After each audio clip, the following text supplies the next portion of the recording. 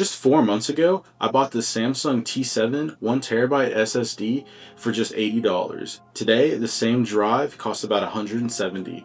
This huge price increase is the main reason I've completely changed how I store and manage my photos. For a long time, my storage setup was pretty simple. I use multiple Samsung T7 SSDs for pretty much everything. They're fast, they're portable, and they're great for editing photos.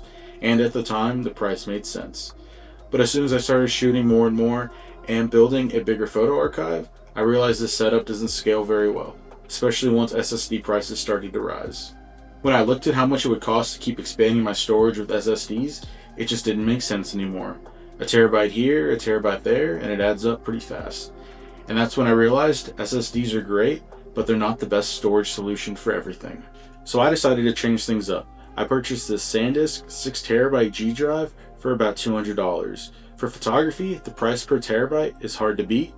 This drive isn't about speed, it's about reliability and long-term storage. Even if I buy 2 of these 6TB G-Drives, it's still cheaper than buying the same amount of storage using Samsung T7 SSDs. That makes having proper backups an easy option, not a luxury. And while we're on the topic, let me show you how I actually store and manage my photos. My photo storage and organization system is pretty simple. I start with the year the photo was taken. Inside the year folder, I have individual folders for every single shoot. And those folders are named starting with the date, so they can quickly be sorted chronologically, and then a few keywords to remind me what the photos are of. This system is very simple, but it's easy to scale, and it saves me a ton of time when I'm looking for old work. So back to my T7s. I currently have 3 1TB drives, so instead of selling them or letting them sit in a drawer, I'm going to repurpose them. One is going to stay as a dedicated editing drive for larger projects when I'm on the go.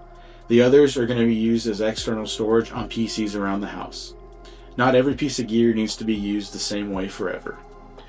This setup works really well for me, but it's definitely not the only way to do things. Let me know if you're still using SSDs in the comments below, and I'll see you in the next one.